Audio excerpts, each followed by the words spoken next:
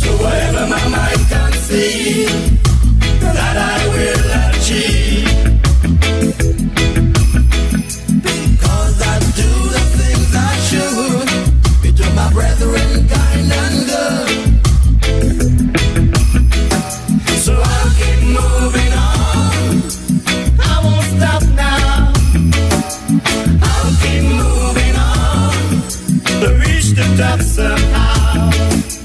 I'll keep moving on, I won't stop now.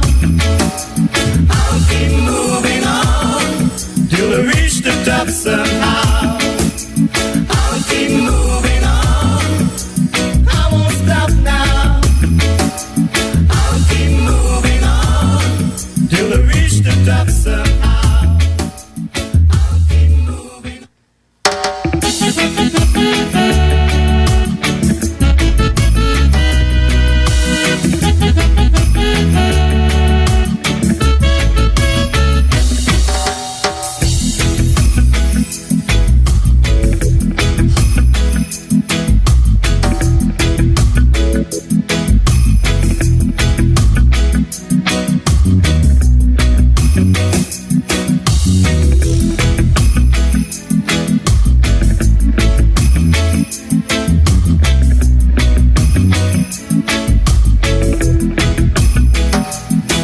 So whatever my mind can see, that I will achieve.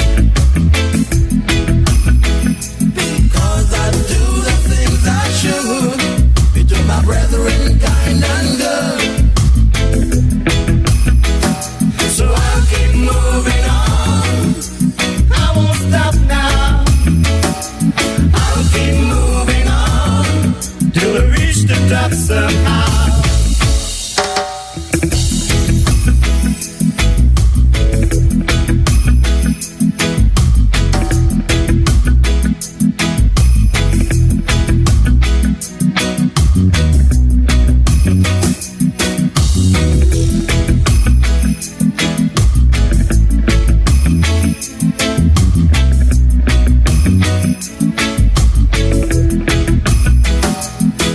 So whatever my mind can see, that I will achieve.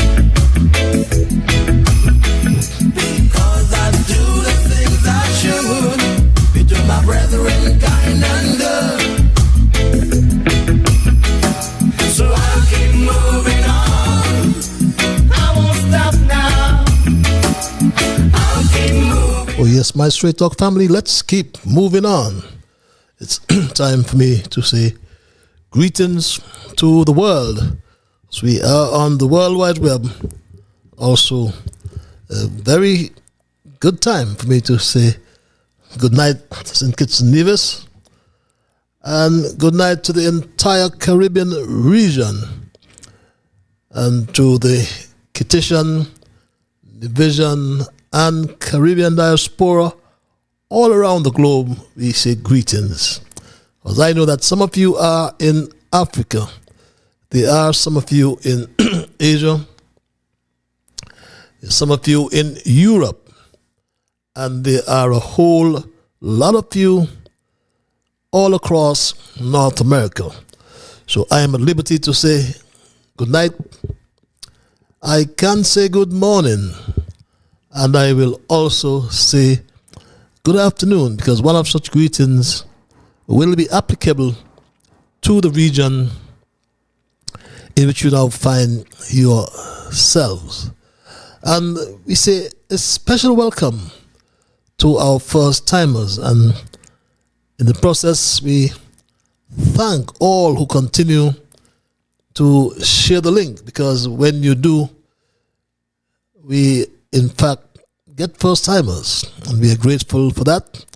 And if you are a first timer, I want to inform you that Straight Talk is a public service program that facilitates and promotes free, underline, free expression on all issues of national, regional, and international interests, be they legal, be they environmental, be they technological, social, economic, and or political issues on Straight Talk, you do have a forum to express yourselves freely. On this program, we try as well to raise the level of national, regional, and international consciousness.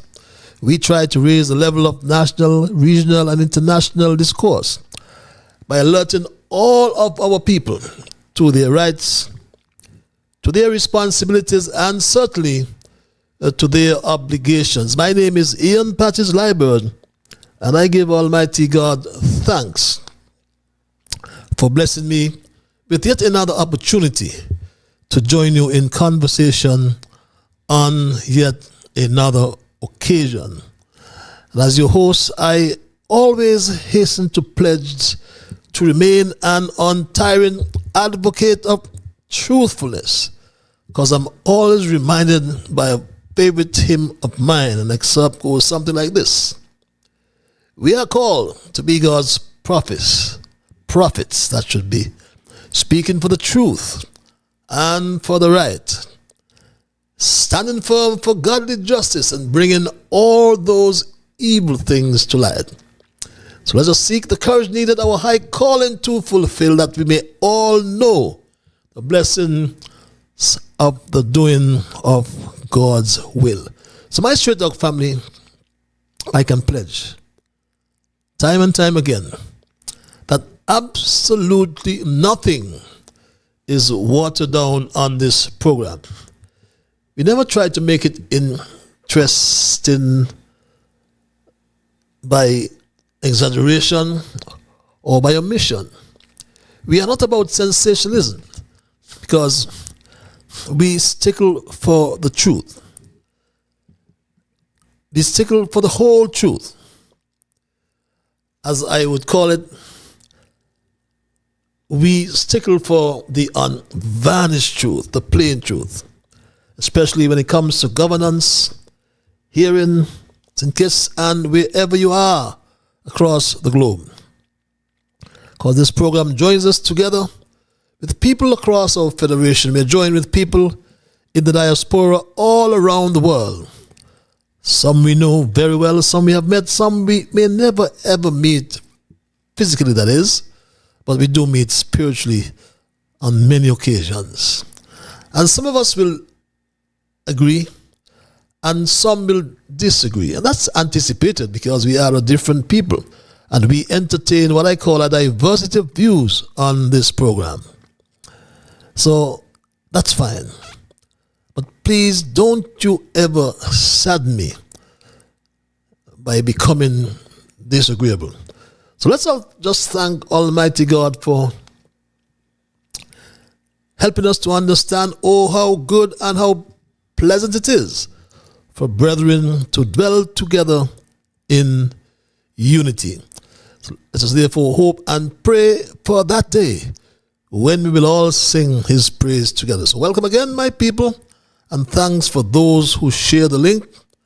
As I said, you bring us first timers, and we are grateful. Please continue to do so. I must also remind you, especially the first timers, that Straight Talk is a participative program. By that I mean we include your calls and your emails. And if you're so minded calling, the numbers are on your screens. If you like what I call the cloak of anonymity, then that email address is on your screens as well. And I know there's some of you who have access to Alexa, and all you have to do is say, Alexa, play Massive Vibes Radio. I hope you're okay, my brother. And we thank you for accommodating us on this platform as well at a nominal cost. There's some who have made donations as I speak about costs to support our efforts here on Straight Talk, and I say a big thank you. May I reassure you that no matter what your contribution may be, please don't stop, because it helps us to continue this very important public service, I call it. And others who may wish to donate can simply scan the code on your screen to access the payment form. You can see that. It's a very simple process. It takes you a few minutes, not even 2 minutes, and it's highly confidential. So thank you again for your support and for helping us to keep the dialogue alive. And we always extend a special welcome to our junior brigade, we must. To young Dwayne, Jasmine, Tristan, Shamar, Kevin, Rue, Jamal, Travis, Travon, Neymar, my grandson, Saraya, his good friend Elizabeth, and the special lady, and the Queen in Texas as well. They are all with us at all times. We normally start with our observation in review for the first timers in particular, which is a time when we highlight the current issues or issue, and we do some reflection. We ask a few questions in terms of accomplishment and how it has helped others, what has changed, what is expected next, and importantly, what we have learned as a people, because it's all about a learning process. And after our observations, we will begin our thesis. We normally have a thesis, you know. And for tonight, the final show for 2025, I have titled this show, Reflections. St. Kitts Nevis, 2025 Year in Review. And my Straight Talk family, my first observation relates to our Juve morning. Our Juve morning parade was the usual spectacle of gyration to the fullest, walking up, some people call it. And of course, the competition for the road match. We learned that two bands tied with points, and there was some runoff. However, it's done. I don't have that information at present, but we understand that Collision and the New Vibes, the Sugar Band, they both tied on points in that competition for the road match. But eventually, the Sugar Band emerged as the winner of that road match competition and now reigns as the road match champion after 20 years in the wilderness. Mentioned on the Sugar Band with their homecoming tune captured the 2025-2026 road match crown, if I can call it that. It was also a spectacle to see the individual mass players out again, my Straight Talk family. And these individual mass players as well cause a stir by or with their political creativity in most parts, as you can see from your monitors. And you know, many persons called me and inquired and asked me, who is the gangster minister? Who is the gangster minister? Everybody was asking me. And my response was then, and it still remains, cat got me tongue. Yeah? You asked me who is the gangster minister? And my response was back then and still is tonight, cat got me tongue.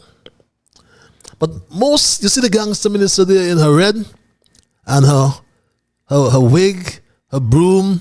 Understand, she likes sweeping drains in her high heels, and she has a spliff, it seems, in her mouth.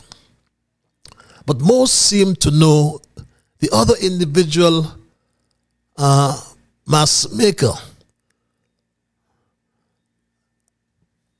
Most seem to know who is the boatman and who threatened the boatman, not to cross the line. That one apparently was much easier. But the gangster minister, as I said to you, cat got me tongue. And my second observation, my straight talk family, on a more serious note, the CARICOM region is entering what I call a decisive moment in which its founding doctrine, friends of all and enemies of none, seem to be under existential strain. Because the overt alignment of some member states within the CARICOM region with the United States military posture, I'm sure many of us are following the aggressive line that the president has taken, the US president. But some member states have aligned with that military posture. The public rejection of the Caribbean as a zone of peace, and the suspension as well of visas for Antigua and Dominican citizens expose what I call a fractured regional order where sovereignty, solidarity, and strategic autonomy are now openly contested. And one who did so very early was Prime Minister of Trinidad and Tobago, Kamla Bissessar. And your concerns about what's happening in our region, and I ask you, let not your hearts be troubled. Do not fear, because Kamla is here. Do not fear. Do not fear. And so while you're worrying about the radar, I want you to know every one of you is on my radar. Every one of you is on my radar because I'm looking out for you. So you worry about radar and you worry about Venezuela. Don't worry. And I'll tell you something, I think it's the height of hypocrisy and unkindness that there are people in our country who want to fight the Americans. Tonight, I say it again, I stand in bilateral relationships with the United States of America. They are amongst our oldest trading partners, one. They are our largest trading partner in terms of millions of dollars trade between us. With Venezuela, we have 0.000 trade. With the United States, Minister of Trade, are you here? Kennedy, you may know. Billions of dollars in trade. Billions of dollars in trade with the United States. For Prime Minister Kamla,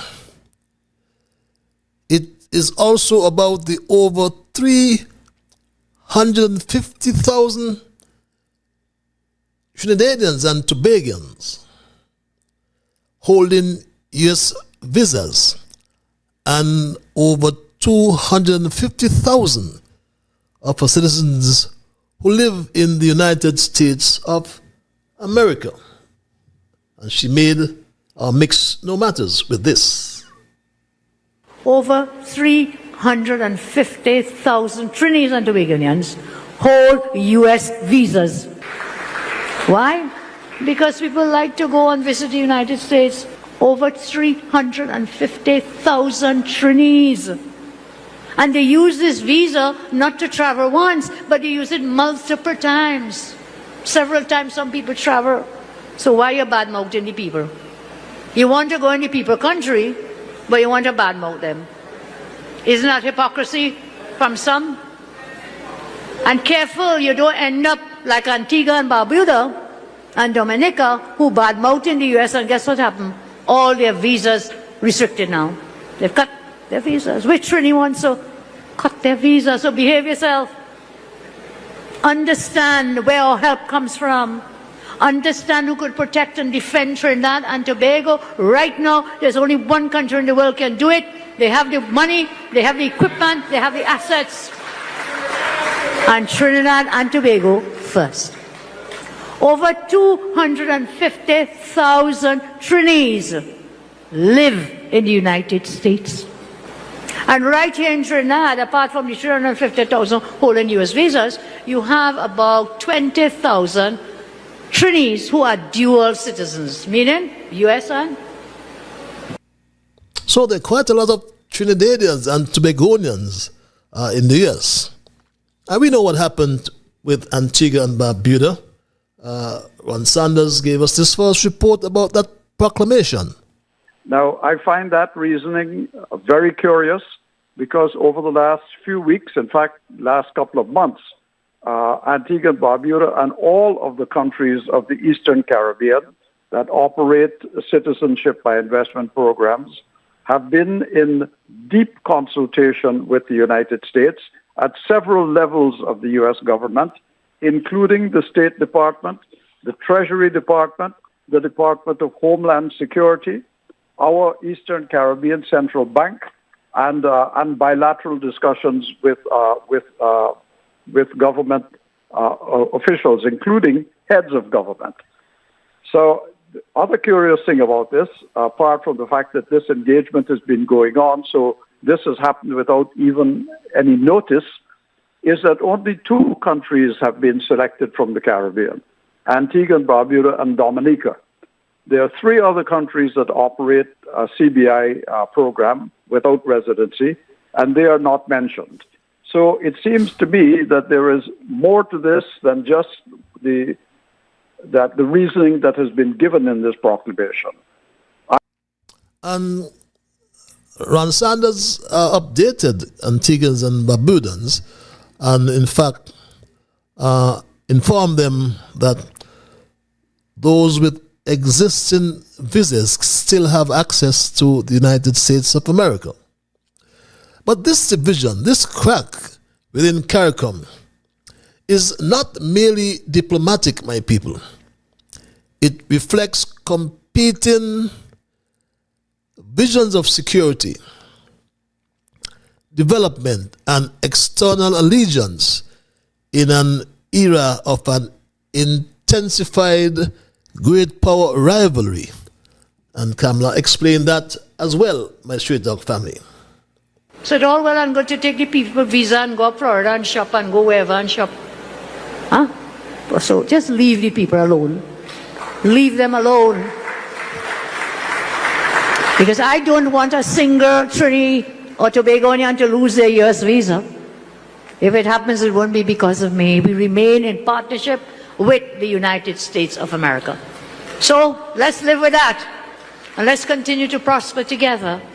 So if anybody comes to attack Trinidad and Tobago, whom you think will stand up to defend us? I know Phyllis once said, India will come in here, not come in here, child. Not coming here. They are too far away. They may come with your hearts and with your love, but they're too far away. So right 7 miles away is one country, and a few more miles is the USA. So we have to depend on any defense assets and military might and power. Where is it? USA. Like them or don't like them, that's not the issue, is who will give us the best to put TNT safely and to put TNT first. Yes, it's about TNT's safety and the trade, economy as well. But as the leadership or the chairmanship of CARICOM rotates in the next few days to St. Kitts and Nevis, the incoming chairman, Prime Minister Terence Michael Drew. The question is not whether the incoming chair can restore unity, but whether CARICOM itself still possesses the institutional coherence to act collectively. The Prime Minister of St. Kitts and Nevis, shaped by his training and ties to Cuba, regional independence and Venezuelan energy legacies such as Petro-Carib, and deepening engagement with China, the biggest market for our CBI passports then. Can't tell you for now because the passports are not being sold. But it symbolizes, or these symbolize, the Caribbean's long-standing strategy of pragmatic multilateralism. Yet that very pragmatism now risks being reframed, I should say, as geopolitical defiance. So the next 6 months will therefore test whether CARICOM can reassert principled non-alignment and collective diplomacy, or whether it will harden into a bloc divided between external patrons. Leadership will matter, my Straight Talk family, but only insofar as it can convert moral authority into coordinated regional action. And those are my observations in review for tonight. As I move right into my thesis, which I titled, as intimated earlier, Reflections, St. Kitts and Nevis 2025 Year in Review. And I hasten to add that the year 2025 is a year that will be recorded as one of mixed memories, some that would haunt us as a people for generations to come. Controlled by a team of self-proclaimed experts, there isn't much positive to highlight over this period, let me hasten to add. But truth be told, very little has been achieved in 2025. As a matter of fact, most things promised are delayed, or in the Prime Minister's own language, most things promised are on the way. My Straight Talk family. The capital project, I will say, let me go through them for you, if you don't mind. Smart homes, on their way. Right? On the way. The hospital, on the way as well. The school, on the way as well. The solar plant or solar farm, on the way as well. There are some others I will mention, not yet, but they are definitely coming on the way. We have about 2 other major investments. One will be an agriculture major investment that will also come. We have an investment for the port, airport, that is advancing significantly as well. I'm saying that when, in the next few months, I'm almost certain that we'll run out of construction workers here. Well, we have not even got the work to hire the construction workers.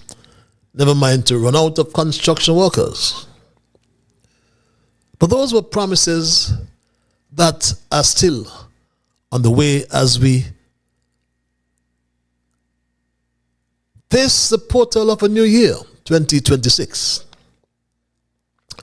The year 2025 has been a tumultuous one as well, dominated by poor spending that can only be described as reckless, I should say, when one examines the fiscal projections for the year under review, 2025. How can any administration, for example, move an appropriation bill and get Parliament's approval to spend $1.1 billion, then overspends that amount approved by near 30%, or over $300 million. How can that happen, my Straight Dog family?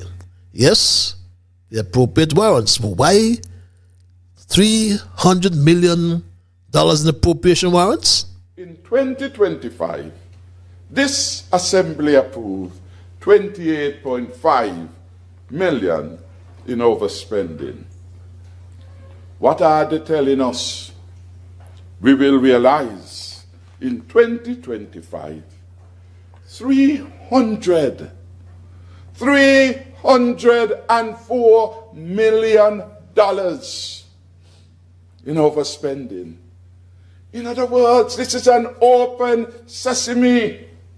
The budgetary process has no meaning, no effect, no constraint. The highest body in our legislative process authorizes and approves. And then we end up with a result. Don't bother with that. $304 million more than was authorized. That is important. $304 million was being spent. And what was authorized for 2025? $1.1 billion. My Straight Dog family, the former Deputy Prime Minister and member from St. Christopher 5, Sean Richards, could not have put it better when he opined that it was a Labour thing. Labour's signature was always on debt and deficits. That this is the signature of a Labour administration. Debt, deficits. It seems as though this is what a Labour administration does best. Wrap up debt, increase the deficits. And so, Madam Speaker, I said to you, we had COVID, we had no war, and we had no recession. We had no natural disaster. And I recall that under the former Prime Minister, the member for number 6, when he used to be questioned about the large debt, he used to say, well, we had hurricane, and we had to respond to the hurricanes. And he mentioned several different hurricanes that we have had. But we have not had any. COVID was in 2019. You've not had COVID. You have no natural disasters, no hurricane, no war, no recession. So one can conclude that Labour has to be the problem. And it started long before 2025, my Straight Dog family. For the year 2024, Parliament approved an expenditure budget of $1.09 billion, which included $33 million in debt repayment. Revenue for the year was estimated at $1.14 billion, and this included the sale of government lands, which was budgeted to bring in $15 million. During 2024, a further $177 million of expenditure was approved by supplementary appropriation warrants. As at December 31st, 2024, actual revenue totaled $807 million, and actual expenditure amounted to $1.069 billion, which resulted in an end-of-year deficit of $261 million.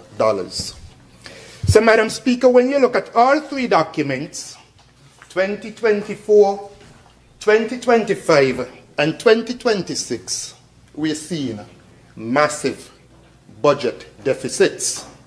If you total them, Madam Speaker, you're speaking of approximately $708 million, almost $250 million in budget deficits in 3 short years, 2024, 2025, and 2026 deficits. I think he meant $778 million, $708 million accumulated over the past 3 years from 2022. And that's what the fiscal landscape looks like. And if you get your budget address, just skip to page 9 and you'll tell yourselves, no wonder Terence Michael Drew skipped a paragraph in his own address that outlined the fiscal landscape of the country. What deceit. And the fiscal landscape in its first sentence reads, Madam Speaker, I now move to give a synopsis of the government's fiscal performance for the year 2025.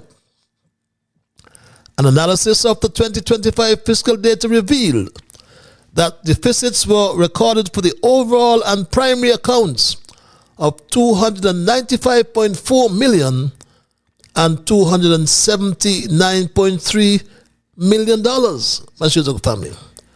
What deceit is skip past that? Nonetheless, the year 2025 stands as a defining moment in the recent history of St. Kitts and Nevis. It was a year shaped by uncertainty, shifting economic realities, and heightened public scrutiny of governance and development outcomes. While the Federation continued to pursue ambitious goals across housing, infrastructure, tourism, and social development, the gap between policy announcements and tangible results became increasingly evident.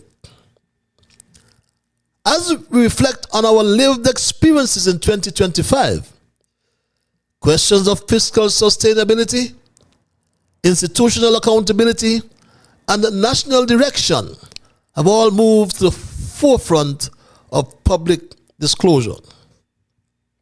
Let's look at crime. And let us give Labour some credit for crime, as there has been respite in homicides, or gun-related homicides, I may add, having inherited 4 homicides in August 2022. That peaked to 31 homicides in 2023. In 2025, though, the year we are reviewing, we have witnessed a trough in crime generally, as the year will end with 7 murders, too many, with the last one recorded, I believe it was on Saturday, in Nevis. So I want to go on record and commend Commissioner of Police James Sutton, the High Command, also the rank and file of the Royal St. Christopher and Nevis Police Force, for the dip or low point in crime statistics, in particular homicides, enjoyed in 2025. Acting Commander Coyote Sutton, officers also, and the rank and file of the St. Kitts Nevis Defence Force must as well be commended. Give the administration credit as well for increasing the minimum wage, and the Drew administration boasts its highest in the region. But in spite of that increase, it seems as though, I'm sure you'll agree with me, it still lags far behind the prices we have to pay in the supermarkets. So the cost of living is high and getting higher in spite of the increased minimum wage. Survival has become a daily struggle instead of a basic expectation of life. It is, however, the political intrigue that captures the attention of all and sundry. The shadowy, strategic game of power played behind closed doors has made for a compelling story of manipulation, secrecy, deception, and corruption. The World Bank report continues or comes to mind, and this was raised in the Parliament last week by Shredog family. But remember, since January, almost a year ago, the Prime Minister told us this. That we have received from the World Bank its recommendations as to how we should share revenues. Since January, he made a pronouncement. But, my Shredog family, it still has to be raised in the Parliament as it's a secret. His secret, and perhaps the Premier's secret as well across the Narrows. The fair share report, Madam Speaker. Where is the report? Where is the report that we were promised since January would be made available, so that we can have clarity as to the conclusions made by the experts of the international community and reconcile with what is the situation now, Madam Speaker. But as we close 2025, the continued non-publication of the World Bank report represents a missed opportunity for trust building and reform. Transparency in CBI governance is essential as well to national unity, fiscal responsibility, and democratic accountability. As a civil society, we call for timely disclosure, open dialogue, and institutional reforms that ensure public interest prevails over political convenience. This World Bank Commission report on CBI revenue management and sharing was initiated under the former Team Unity administration and was received, as I just said, by the incumbent, the government in office, since January 2025 or earlier. But to date, it has not been published. And why this matters? It matters because it's about public accountability. The report was funded with public resources. Its findings affect national revenue, fiscal sustainability, and public trust. For those reasons, citizens and residents all have a right to access the information of national importance. Several flagship projects that were promoted as engines of transformation, instead, they have become symbols of uncertainty and mismanagement. Several high-profile development initiatives underscore the challenges of execution and governance in 2025. The East Coast Housing Development, my Straight Talk family, initially promoted as a transformative housing solution, is now mired in controversy following the termination of the East Coast Housing Development contract by the government and emerging allegations of misfeasance. Rather than alleviating the housing shortage, the project now represents uncertainty and potential legal and financial exposure for the Federation, my Straight Talk family. Well, we didn't know that the documents were fraudulent until August this year, when we made a request to the AG, when he did termination letter, and we made a request to him in writing for copies of documentation. He, in writing, returned and said he's not providing any, And through Mr. Gums, we decided to, on our own, try to get copies of the documents, which we got. And then we realized the documents were fraudulent. Hence the reason why we decided to go towards the claim. Fraudulent is a strong word. Very strong and very correct and very factual. We have documentary evidence. Fraud.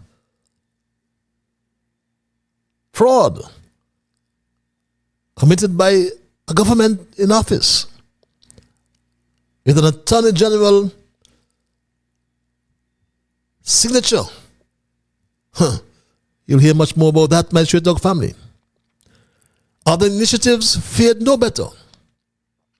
The Tabasco Pepper Project, once celebrated as a diversification success story, has gone dormant, missing, highlighting weaknesses in agricultural planning and sustainability, my Straight Talk family. Has these Tabasco seeds germinated? That's a question everybody asks and needs answers. This concept of having Tabasco here started with a conversation with the Minister of Agriculture and our special envoy, Her Excellency Hadia Claxton, who herself would have introduced us to Tabasco. I invited Tabasco as the Prime Minister to St. Kitts and Nevis, where I met with the leadership of Tabasco International, and they would have met with the Honorable Minister of Agriculture as well. And the determination was made then that St. Kitts and Nevis has the potential to be a producer or grower of this pepper, the Tabasco pepper, where we can actually grow it and export it back to Louisiana so that it can be processed into the end product, which is the pepper sauce. And that was not to be so, my Straight Dog family. And for 2025 in review, the sale of the Christopher Harbour Marina raised unresolved questions regarding non-performing loans linked to the public financial institutions, reinforcing public concerns about transparency and the management of our national assets. The St. Kitts Nevis Anguilla National Bank owed some $22,000 by Christopher Harbour. The SIDF, almost the same, owed by Christopher Harbour. And my Straight Dog family, nothing is being told to the country. Sad, sad, sad. Critical infrastructure projects, such as the Barcia High School reconstruction, that too is up in limbo. For the past 2 years, extensive work would have been going on involving our local architects and other engineers and experts, and it is even more heartwarming to know that the contractor is a Kittitian, and this of course will generate quite a lot of revenue and also boost the economy, as many persons will be employed here at the Barcia High School, which is expected to be an 18-month initiative. 18 months, my Straight Dog family. When will it start? The expansion of the Robert Llewellyn Bradshaw International Airport has not progressed amid delays and ambiguity, limiting their immediate developmental impact. These projects, my Straight Dog family, are essential to human capital development and economic growth. Instead, they have become symbols of slow delivery and rising public frustration. In a small economy, such unanswered questions are not minor details. They strike at the credibility of public institutions and the stewardship of national assets. Uncertainty also surrounds critical infrastructure initiatives. I just mentioned the prolonged construction of the Barcia High School and the expansion of the Robert Llewellyn Bradshaw International Airport, both essential to national development, but remain clouded by delays, cost concerns, shifting timelines, and corruption. Corruption uncovered there at the Bastia High School project. The last one that I want to come to, Madam Speaker, is the Bastia High School. I heard construction has started, and so I went up there to see the construction. Not even a hot to see up there for the workers to use. This is what I saw. But Madam Speaker, I've saved this one for last, because I have some questions to ask about that, Madam Speaker. If construction has started on the Bastia High School, who is the contractor which has been awarded this particular construction project? Who is the contractor? Member for number one was quite vocal a few minutes ago. Who is the contractor? Is it a company by the name of Pre-Conco, saying it's limited? Is it a company by the name of Pre-Conco Limited? The member for number 8 said nobody must speak about Bastia High School. And he said some $20-something million had been spent. $21 million had been spent and nothing there to show for it. Has Pre-Conco been given $10 million to date in respect of mobilization fees for Bastia High School? Has Pre-Conco been given $10 million to date in respect of mobilization fees for the construction of Bastia High School? Member for number one, gone quiet. Has Pre-Conco been given a contract for $100,350,000 to build the Bastia High School? $271 million to build the Bastia High School? When you look at the budget at the Volume 2, Madam Speaker, Volume 2 in respect of Bastia High School says the estimated total cost is $35 million. $35 million. Has Pre-Conco been given a contract for $271 million to build Bastia High School? Why is the budget address saying $35 million if a contract has been given for $271 million to build the Bastia High School? Nobody must talk about Bastia High School. Well, I'm talking about it. And I dare anybody in here to tell me something differently. Tell me that $10 million today, 27 million EC dollars, have not been given to Pre-Conco in respect of the Bastia High School. Tell me if Pre-Conco hasn't been given a contract for $100 million, $350,000 to build the Bastia High School, $271 million to build a school. $271 million. Member for number one, Gang Quiet, Minister of Education. If 10,000 pins were dropped on the floor, you would not have heard one. Silence. Even now, they're silent. But compounding these domestic challenges is the growing external pressure on the Citizenship by Investment, or CBI program, the country's primary revenue earner.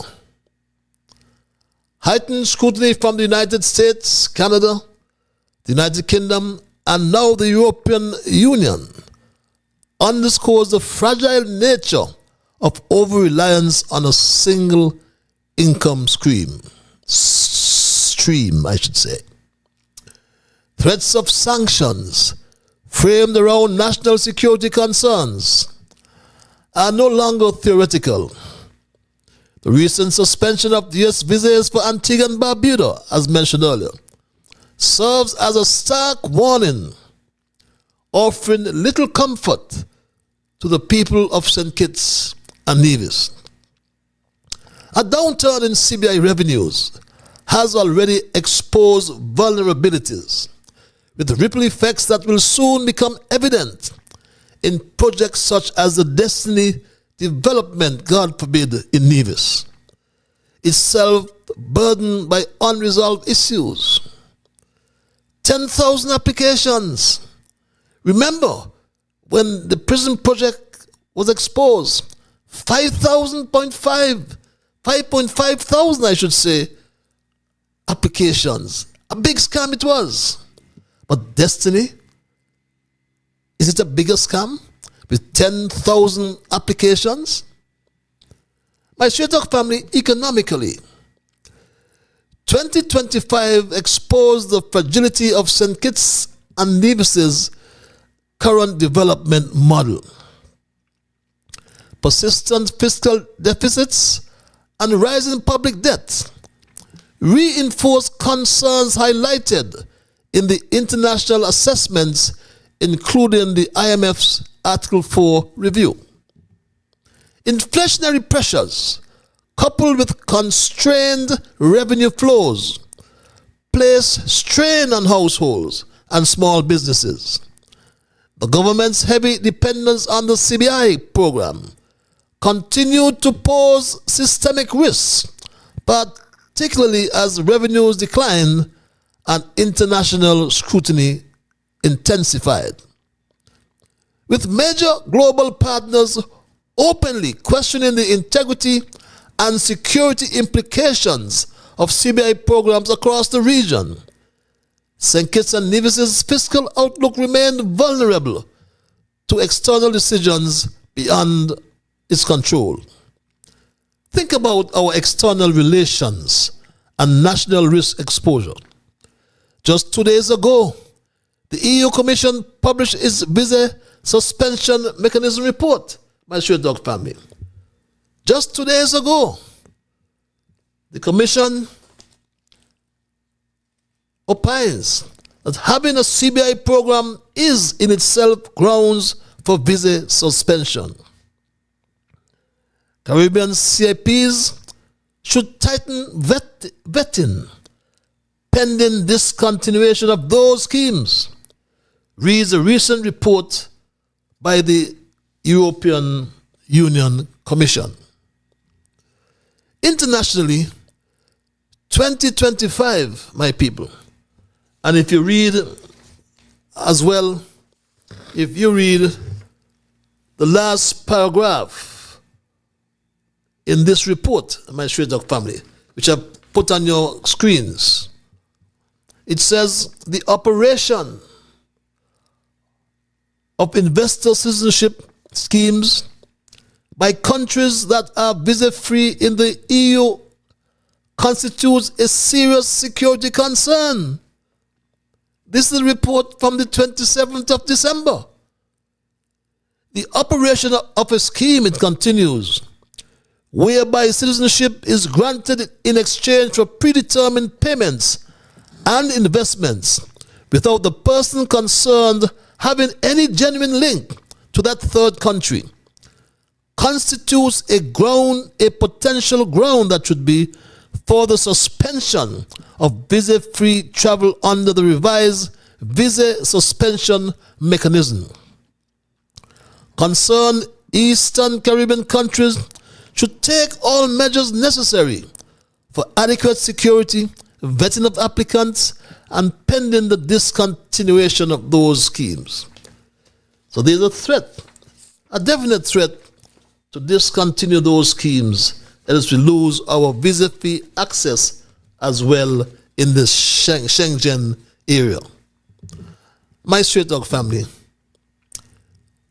the heightened security of the CBI program by all these countries has placed our country under an uncomfortable spotlight.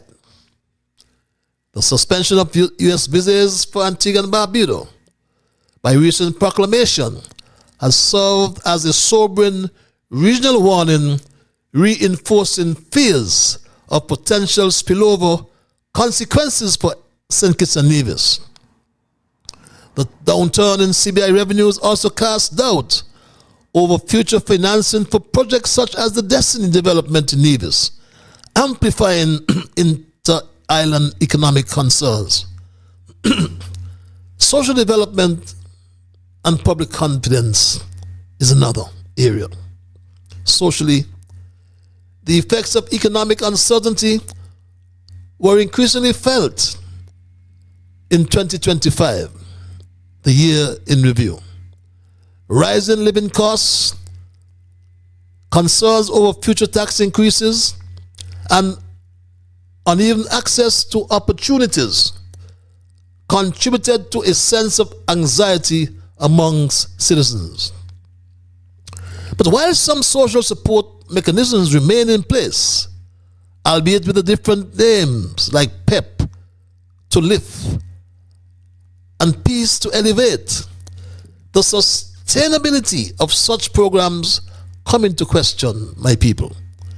Given the fiscal environment, public confidence in institutions was further tested by the perception of unmet promises and limited accountability.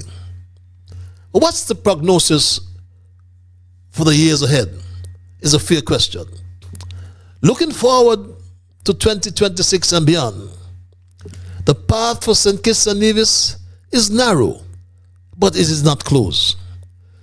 Without urgent corrective action anchored in fiscal responsibility, institutional transparency, and economic diversification, the country risks entrenching a cycle of debt, dependency, and social strain. Continued uncertainty around major projects and revenue streams will only weaken investor confidence and public trust.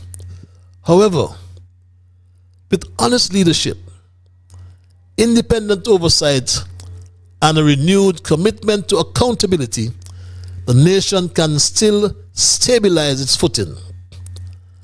And when I say honest leadership, I mean fresh, honest leadership, as the current leadership is beyond resurrection.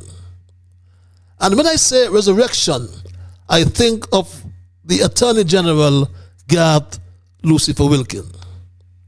And my Stray Dog family, on Christmas Eve, I went into his supermarket.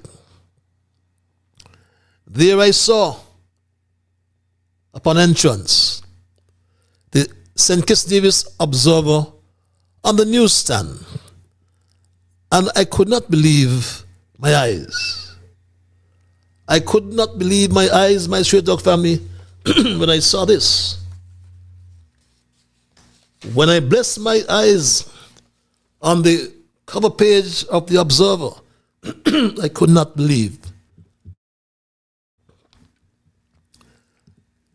Have you read it yourself, my Stray Dog family? Person of the Year. Yes, this is what I saw the day before Christmas Day. A day of love, peace, and joy. A time when we all celebrate the birth of Jesus Christ. But what I saw on that cover page of the Observer forced me to think instead of death and resurrection of Jesus Christ. Instead of love, joy, and peace, I was forced to think instead of death and resurrection of Jesus. And the biblical story where the crowd at the trial of Jesus demanded the release of Barabbas, a convicted murderer and insurrectionist, instead of Jesus. Give us Barabbas. Give us Barabbas. Give us Barabbas, the crowd shouted. That's the story, signifying a powerful exchange where the guilty is freed and the innocent is condemned. Ironically, it's reliably rumored that the owner or major shareholder of the St. Kitts Nevis Observer went to jail for failing to pay Social Security contributions. But Garth Lucifer Wilkin remained free until today. What a true story.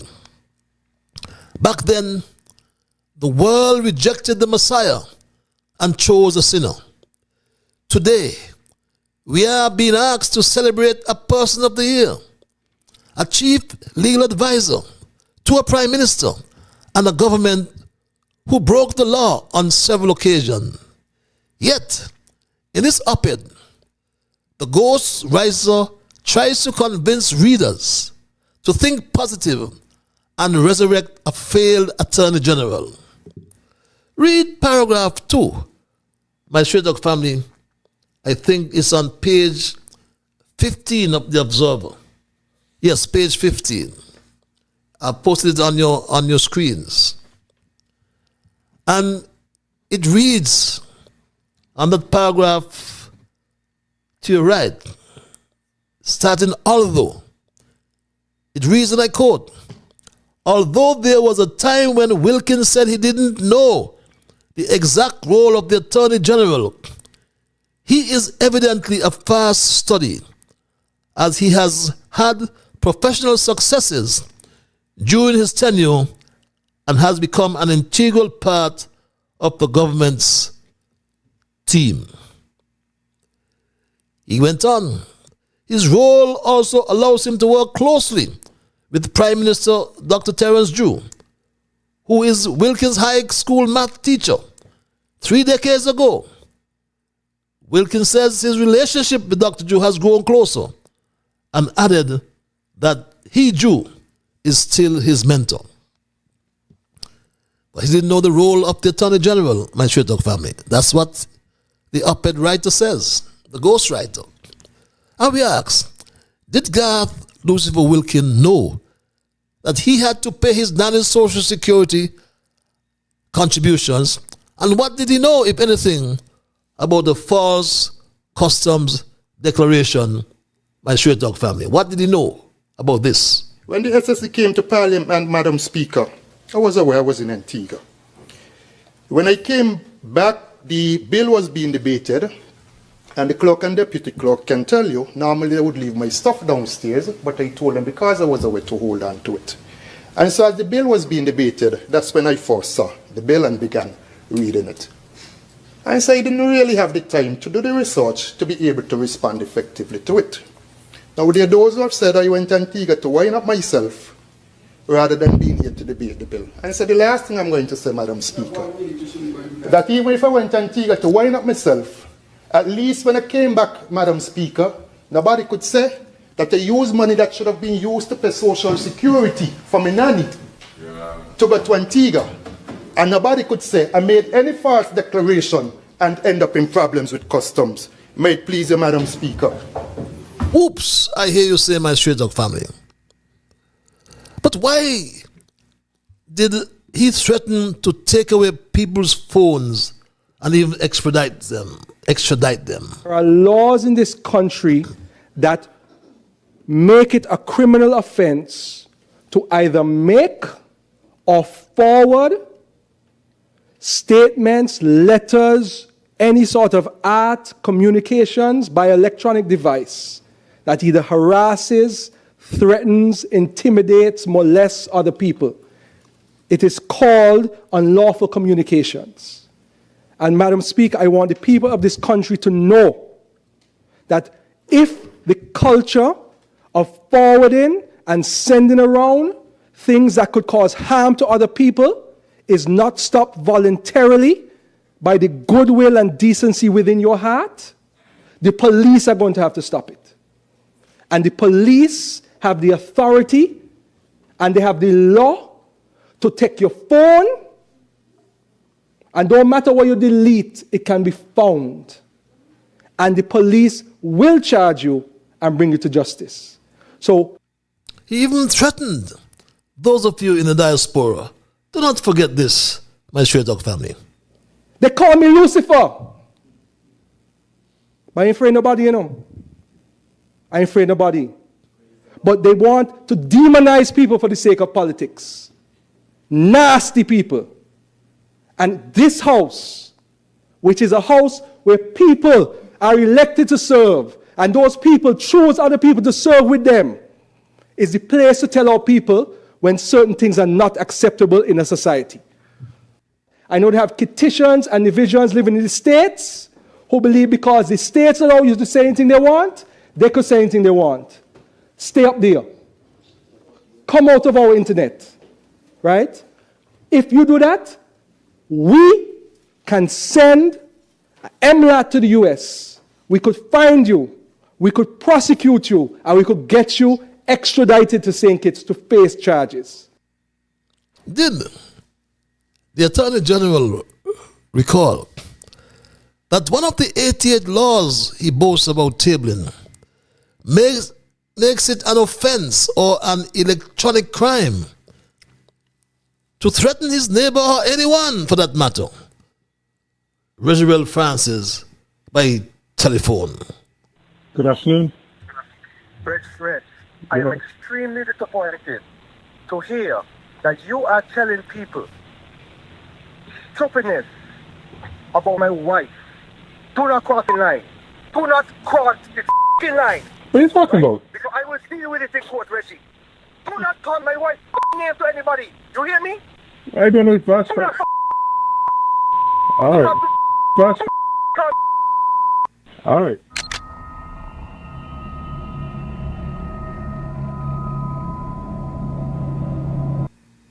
No op-ed, my Stray Dog family, no op-ed. No amount of cover stories in any newspaper can resurrect this Attorney General. Straight Talk is sure that he does.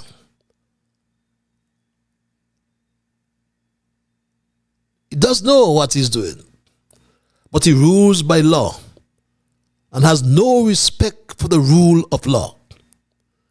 No op-ed, as said, can resurrect Garth Lucifer Wilkin. Not even his resignation can. But my Stray Dog family, in conclusion, and in retrospect, 2025 was not merely a difficult year for St. Kitts and Nevis. It was a revealing one. It highlighted structural weaknesses in fiscal policy, over-reliance on a single revenue stream, and persistent challenges in project implementation and governance. While the Federation retains significant potential, the events of 2025 demonstrated that development without discipline, transparency, and diversification is unsustainable. Diversifying the economy beyond CBI revenues, restoring credibility in public projects, and aligning fiscal policy with social realities are no longer optional. They are imperative.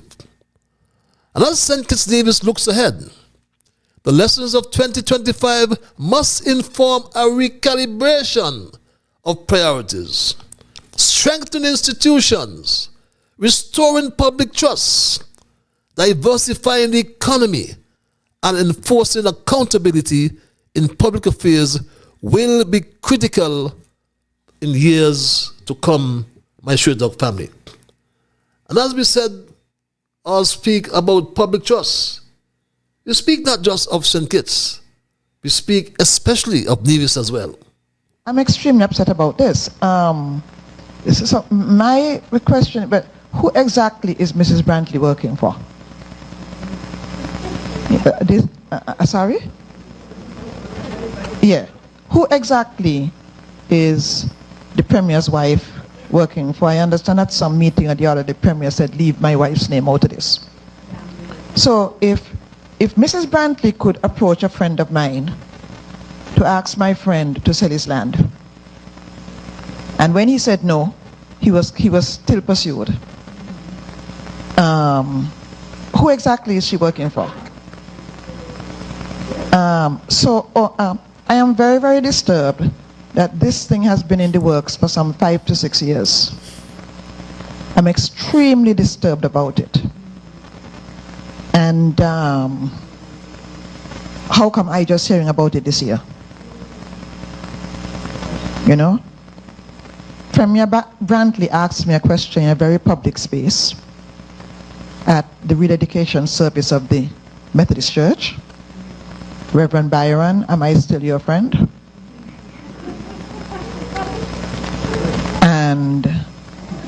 my answer in this public space is Jesus commands us to love everybody. So I love everybody. It doesn't mean I like everybody. When somebody's not upfront with me, it is very, very disturbing to me. And I cannot trust them. How can we trust the Premier, the Prime Minister, and the AG? The legacy of 2025 will ultimately depend on whether it becomes a turning point toward reform and resilience, or a missed opportunity that deepened uncertainty for future generations. 2025 should serve as a warning. The years ahead will determine whether St. Kitts Nevis learns from this moment of reckoning or allows uncertainty to become the new normal. The choice and the consequences will belong to we the people, all of us, and those we entrust to govern on our behalf. Elections, many believe, are just around the corner. But all elections will have consequences. But remember, my people, the first choice is always ours to make. So let us therefore ensure that next time around, all things would be better than these. Reflections of St. Kitts and Nevis 2025 year in review. And that's my story tonight, and I am not going to change it. I will now open the lines and entertain your calls and your emails, my Straight Talk family. And I'll do so momentarily. I must implore you that when I do so, I anticipate that you will respect others. And of course, to achieve that, you must first respect yourselves. Let us try to be fair to all concerned, and let us ensure that the things we say and not do will be beneficial to all concerned. And in the process of saying and doing those things, let us strive to build a kinder, gentler St. Kitts and Nevis. Remember that I won't be here on Thursday. So let me take the opportunity to wish you a bright and prosperous 2026 when it comes. May it bring you good health and prosperity. I go to the lines, my Straight Talk family. It's 18 past the 9 o'clock hour. Caller, you're live. Good night, Mr. Liber. Good night, my dear. Cheers to a new year. Mm-hmm. And another chance for us to get it right.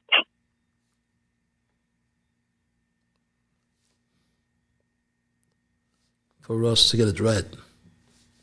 I repeat, cheers to a new year and another chance for us to get it right. Have a great evening, and may God continue to guide and protect you in the new year. I wish you the same Have a great as evening. well, my sweet family. Thanks for your usual quotations, always getting first. Let me look forward to that. And very simple but appropriate quotation. Cheers to a new year and another chance for us to get it right. My Straight Talk family, we looked at 2025 under review, and looking forward to 2026. And I wish you in advance, caller, Happy New Year when it comes, and you're live on Straight Talk. Mr. Straight Talk? That sounds Mr. Straight Talk. like abracadabra. Abracadabra, Yes. Mr. Straight Talk. How are you, my brother? I am peaceful, my brother. Yourself?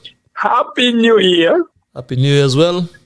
When it comes. Mr. Straight Talk, I am so happy that you're having your year in review. because I want you to do me a favor. I didn't get to see what the deputy, our second deputy, Mr. Sean Richards, they were showing. I wanted to say, let me see what he said. He up at the Bastille High School building. And the second thing I want you to do you know where the Prime Minister was planting the Tabasco pepper? I think I stand correct to be corrected, but I think it's somewhere in the Sandy Point. In Newton Grong. In Newton Grong, he said he was. As far as, right? That's what they call it? Somewhere around there. Yes, Fires. Yes. But I want you to, I don't know, maybe they have it fenced around or something so you can, but I want you to do your homework for me. To bring that back and let me see what really going on, because remember I tell you that they probably take 2-3 years to produce. Yeah. Okay. So I want you, my brother, because you are a very private investigator, you are a good detective, man of the year. Understand? Okay. And everybody respect you for being man of the year. Understand? And we're going to do whatever we got to do to give you that. You see what they do to that man? They give him man of the year when he means much politics. No. The person of the year is not me, it's the AG. But why AG? Maybe GP? Why AG? Yes. But how could these people didn't hear what that man do to say, well, he's man of the year? I don't know, Mr. Strader, but Mr. Strader, you got your work to do. So I just want to give my final review here with everybody, my brother Alvin and my niece there in St. Louis, and Texas Queen, my brother Ellis and my niece there, Abby. Listen, Mr. Strader, let's just do what we got to do. You are man of the year, and Mr. Age, you can't take it from you. You are saying it's man of the year. Understand? And we're going to put our shoulder to the wheel to bring you this award sometime, somewhere. Remember that young man, he is probably going to call, but we're going to do what we're going to do, because you are man of the year and you're going to be the man of the year. God bless you, my brother. Have a happy new year. See you when I see you. See you soon. God bless you. God bless you as well, my Straight Dog family. Yes, and the AG, according to the Observer, is the Observer's Person of the Year, to be exact. That's the right term to be used. And the ghostwriter, I'll get you the name of that ghostwriter before I leave tonight, my Straight Dog family. But let me see if I do have any emails that I can dispose of while we are here. Yes, my Straight Dog family. And this email reads, Minister Conris, you are trying your utmost best to supersede the Speaker's authority in the National Assembly by the inappropriate things you constantly say and do in the House. You are the leader of government business in the House, but the Speaker is the overarching authority in the Assembly. The last sitting of the budget debate, you boldly mimic at a young lady who was sitting peacefully in the public gallery, listening to the debate. You were the one who first interfered with her by mimicking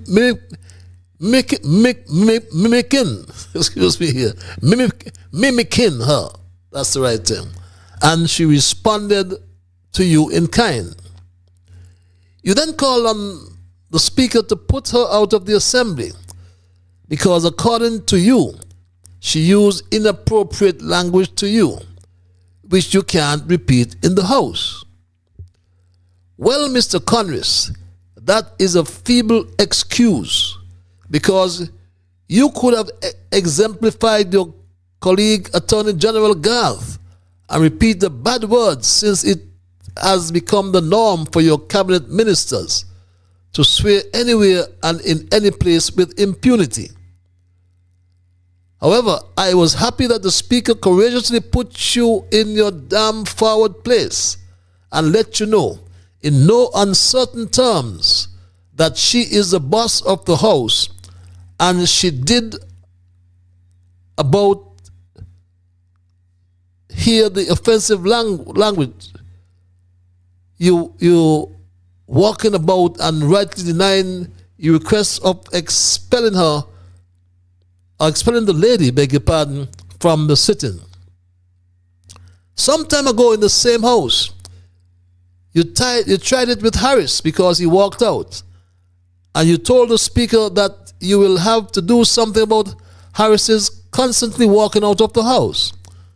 Congress, don't tell me that you are so ignorant that you do not know that walking out of Parliament is a form of protest by any member who is not in agreement with what is happening in the Parliament at the time. This sort of occurrence happens throughout the world in all democratic societies. You need to expunge yourself, Congress, from the House because of your despicable behavior in Parliament, starting way back with Speaker Michael Perkins. You were very rude, arrogant, insulting, discourteous, and very ill-mannered to Speaker Perkins, and he tolerated you. Be reminded that all rope has an end, reads this email. I want to effusively thank Dr. Harris for the shocking revelation he unleashed during the debate discourse in the National Assembly, where the Jew government has given the Marriott a free, secret interest loan that not even the senior government minister Douglas was aware of.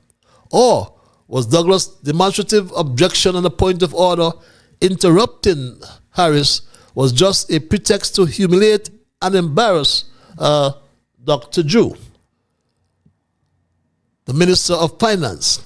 This was one of the first issues the so-called opposition leader Brantley should have exposed in the House, and his failure to do so is pathetic and really undeserving of him being paid every month the official opposition leader's salary.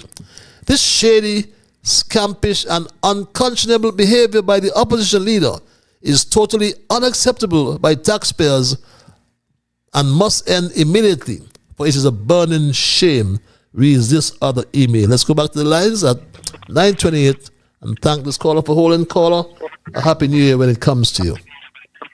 Hi, good night, Patrice. Good night, my dear lady, and how art thou? I'm good. I wish you a happy new year, happy and healthy new year. Thanks. And a happy and healthy and wealthy new year when it comes. Thank you very much. I wish you the same. Yeah. My concern is that the observer, it doesn't that God is such a nice person of the year, but it's just that the things them that he do, and they didn't pull him over. The things them that he do and say didn't pull him over, so that's why they call him the person of the year. It's not that he's such a great man, but it's the things them that he do and did not pull over, did not get pulled over. So that's why they call him the person of the year, not because that's a nice man. Well, you have to look at that kind of way. Because if it was any other person, they let them pull them over a long time. So that's what I have to say. Okay. Okay. Okay, thanks. You Thanks take for care. your intervention. Good to hear you, as usual. And in fact, there is a write-up. It seems as though there's an interview done, or perhaps Garth, in an attempt to resurrect his failed self, is trying to end the year on a positive note. But nothing he does can resurrect this AG, nothing at all. A pleasant good evening, O great one, reads this email. I hope Mistress Claus was good to you this Christmas. I got rid of her husband years ago. Patches, looking through the tea leaves, I see the only way for the little island to get destiny. Patches, they have to go independent. We cannot let a further 10,000 suck our breasts. Patches, Happy New Year to you and all your family, and much respect. Reads this email. Happy New Year as well, emailer, to you and your family. Last Saturday's edition of the Observer newspaper, captioned Person of the Year, sent shockwaves throughout the public when they realized who the Man of the Year was. It was no other but the disgraced Attorney General. I myself was flabbergasted and wondered who the hell the Observer think they can fool by declaring the Attorney General is the Observer Man of the Year. How a man whose name has been involved in countless shady scandals can be awarded that prestigious honor, I do not know. You, Rorik Umberji, the purported writer of this article, but the surname sounds like an Indian Trinidadian. Are you related to the AG's wife? 1. 2. Are you living in Trinidad or the Dominican Republic of Santo Domingo? Are you indebted to Social Security Fund of the Social Security Fund of the Federation, beg your pardon, and want the Attorney General to use his authority to waive your debt so you can return to the Federation from living a life in exile? Is this a quid pro quo favor you're hoping for? Michael Powell, a former Deputy Prime Minister, invariably on his radio program acclaim and commend the Observer heading for being the Federation's politically independent news source. And many of us concurred with Powell. But now you have compromised the paper by naming the Attorney General the Person of the Year. Absolutely nonsense. Absolute nonsense, beg your pardon. You fully well know if he was in England or any other part of the Commonwealth, he would be forced out of office. The hurt you have inflicted on us will cause the Observer sales to plummet. I am very disappointed, reads this email. And in case you've missed it, my Straight Talk family, that emailer is referring to this headline. And the Observer, in its wisdom, in its op-ed, spoke to Attorney General Garth Lucifer Wilkin as the Person of the Year. And my Straight Talk family,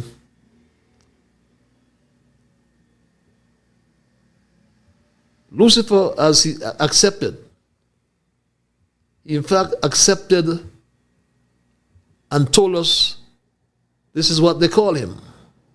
My Straight Talk family. They call me Lucifer. But I ain't afraid of nobody, you know. I ain't afraid of nobody. But they want to demonize people for the sake of politics. Nasty people.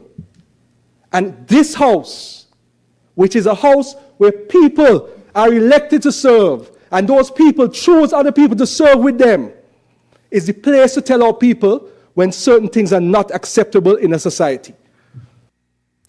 And yes, my Straight Talk family, he accepted that. They call me Lucifer, he said. That's his name. But another issue we raised, though, my Straight Talk family, was the issue relating to a European Commission report. And this came or was published on December 27th, just 2 days ago. And the caption Commission, meaning the European Commission, having a CBI program is in itself grounds for visa suspension. And how can one interpret that particular caption? Is it saying that it will soon come? Is that what it's saying? What is it saying, my Straight Dog family? This paragraph, which I took as an excerpt from the report, reads, and it's very clear, my Straight Dog family, that, and it says, the operation of investor citizenship schemes by countries that are visa-free in the EU constitutes a serious security concern. It goes on, the operation of investor schemes, or the operation of a scheme, beg your pardon, where citizenship is granted in exchange for predetermined payments or investments without the person concerned having any genuine link to that third country, constitutes a potential ground for the suspension of visa-free travel on the revised visa-free suspension mechanism. And my Straight Dog family, as we review 2025 and head in to 2026, this, to me, is troubling. But for those who join me belatedly, my Straight Dog family, we reflected on 2025, and that's our year in review, St. Kitts and Nevis. And we looked at the major issues that came to the fore during the last 12 months. And my Straight Dog family, the year 2025, we have concluded, is a year that will be recorded as one of mixed memories, some that could haunt us as a people for generations to come. Controlled by a team of self-proclaimed experts, there isn't much positive to highlight over this period. And the truth be told, though, very little has been achieved in 2025. As a matter of fact, most things promised are delayed. And I use the Prime Minister's own language. They are on the way. And the year 2025 has been a tumultuous one, dominated by poor spending that can only be described as reckless when one examines the fiscal projections for the year under review and the projections for the upcoming fiscal year, 2026. We have, for the years gone by, a situation where the government approves, our parliament rather, authorizes expenditure for a fiscal year, and the government goes in and spends 30% in excess. And that seems to be acceptable to them. But that's not how budgeting goes. Is that how budgeting goes, my Straight Talk family? I don't think so. I know, I say. I think. That's not. We anticipate one would spend 5% in excess of the approved amount, or 5% under. But over or under, there must be accountability. But if you spend 30% over the budget, then there must be some alarm raised, my Straight Talk family. And as my quotation said, cheers. Cheers to a new year and another chance for us to get it right. So let's just try to get it right, my Straight Talk family. Even though 2025 stands as a defining moment in our recent history, it was a year shaped by uncertainty, shifting economic realities, and heightened public scrutiny of governance and development outcomes. When we see what's happening down south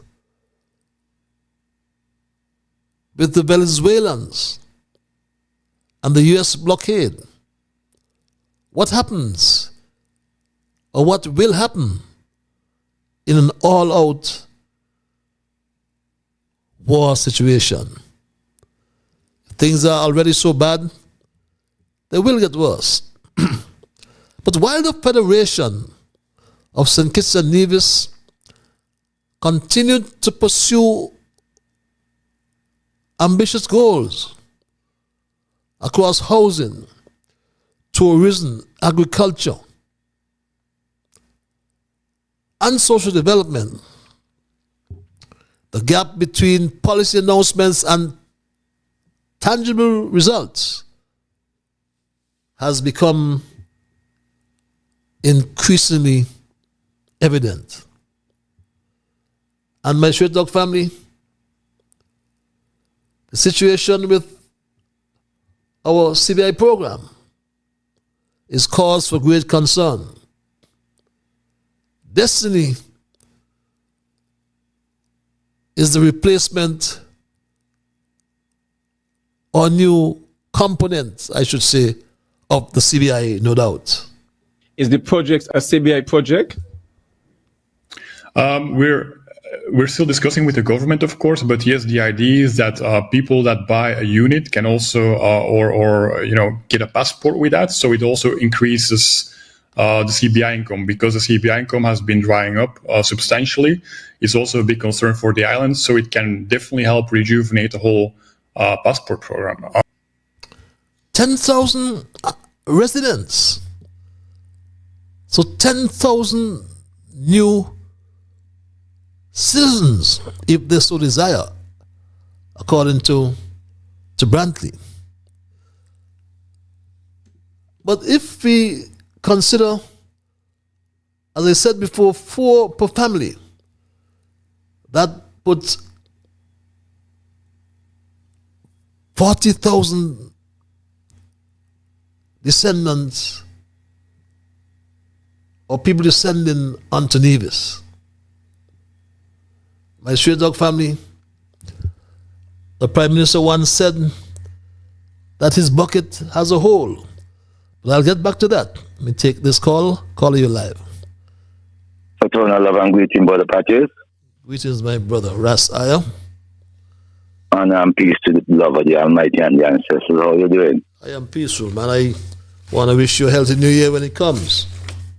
Well, you don't know, in the term we say blessed season. We know in our calendar season, we are in the ancient Ethiopian. 13 months in there, sunshine and rain, so we're thankful. But we love and joy with him. Happy smoking, my brother. Happy smoking. Well, meditation. Happy meditation.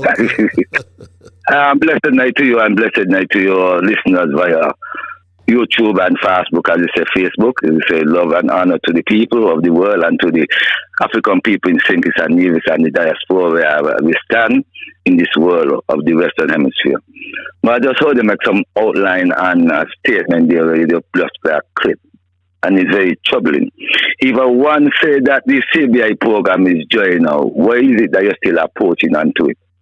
That is the question to that clip they just play by the same investor who's looking to come into the shores of Nevis to capture a part that called a SSZ zone development to say it will create economical autonomy to the Nevis economy and the aspect of the St. Kitts and Nevis ways of their economical diversity. Well, me say to this investor, we don't need your money, because your money not really helping the people over here, And the blood movements that we are seeing running around here in the face of St. Kitts and Nevis, and you need to stop these kind of egoistic mindset, captivating the way how we people are suffering under this kind of economical pressure. So, may I say, it's time now we people educate and start look visionary and not look for some kind of short-term how development is very important for the future of our youth if we really serious about success and prosperity. So may you have with the love of the Almighty and the ancestors, because we're seeing the future is looking real, right, and truthful. Unless we want to be ignorant, then we see a sufferation upon the land. So guide the nation wisely. Give thanks. Give thanks, my brother. All the best to you, my brother Ras Aya. But in terms of future, as we said, that there are several flagship projects that were promoted as engines of transformation. But I'll go back to the lines and I'll get back to that. Caller, you are live. Hello, caller. Yes, good night, Brother Patches. Good night, sir. I hope you had a wonderful Christmas and also the family. I have two issues, Patches. And one, I'm going to go with the CBI. Really and truly, as the U.S. come after the OECS CBI islands, the way their protocol has been designed, that's why, in my view, why the U.S. clamped down on most of the CBI countries. And St. Kitts is not off the list. It will be added due to the fact that these monies from these so-called investors are trying to make an escape from their country of origin to the Caribbean to get to the U.S. And they are not vetted. And if they are not vetted, it creates a threat to the U.S. because God knows everyone is trying to get to the U.S. And I don't blame the United States government. I'm not talking about Trump. It's about the national security of a country. Because imagine these people, they are not going through this residency process. They are jumping straight to citizenship. That is unheard of, uncalled for, unacceptable. They should become residents before they become citizens. So what are we doing in the Caribbean? We are jumping ahead for money, which put us into trouble. And the money is not even trickling down to the common citizen, national, in any shape or form. So I agree. Winston Welcome agree with what the U.S. doing until these governments straighten up their act and use the process the way it should be and it should design, because they want to hold it us. Can I interrupt you? Beg your pardon, yeah. I'm really, really sorry to interrupt you. But just for just for information though, they have all introduced, based on the EU's recommendation, I think it is, or perhaps all of them, they have introduced a residency clause in the islands, which is 30 days over, I think it's over a 5 or 6 year period. So that's 5 days a year. That sounds like a holiday. You may argue it is not adequate, or it is adequate, right? But there is now a residency clause which is only 5 days per year. But I just thought I'd provide that information. It may be a nonsense clause, but it is. I personally, everyone will have their drawing board where they do their proposal. Mm-hmm. But in my view, I had to wait. I'm not a citizen of the United States, but regardless of what, I am going through the protocol of being a resident first, and that's the way it is, and there is no way I can bypass it. There is no honorary citizenship in any shape or form, and any investors coming into our country and willing to invest and think they can get the escape of becoming a citizen like that, I will say hell no. And we ain't going to sell out for money, because this is what hurting us, and it hurting the people. Our government don't give one damn about us. All they care about is money. And they are not using the money to help the residents, social service, the infrastructure the way it should. They are pocketing it. And I'm calling all of them out to whom it may concern. The next thing again, I'm moving from that. Last week, I saw a video clip by the DJ Barry show. And that is pertaining to the Ramada in St. Paul's, around that area. And I don't know if you have seen it, heard it, and I don't know if much people have seen it. But for what went down, it is totally wrong. And our law enforcement, including security, they should have a page of the Constitution in their pocket with some guidance, because they were misleading the DJ. The DJ is on a private road heading to the beach. And here is it, these people. And by the way, the Ramada had one owner before, and it's alleged that the Ramada has been sold to another set. And you see what these investors are doing? They're buying, making their money, and they resell for a huge profit. But these people, they don't know the law of the land and depriving citizens from entering the beach. All beaches are acceptable, regardless of what establishment. And for that reason, people like those investors, we don't need them, because you're going to deprive us from our patrimony.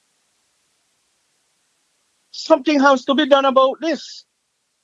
And some kind of rules and regulation have to kick in before anyone become a citizen of our country. And we are going back to vetting. Because no one wants no one in their country unless they are vetted. Because they could be criminal, they could be terrorists. And like I said again, I'm bumping back to the first observation perspective. I agree with the United States. And I will agree with Europe and anywhere else. Vet who coming into your country, because obviously their final destination is to come to America.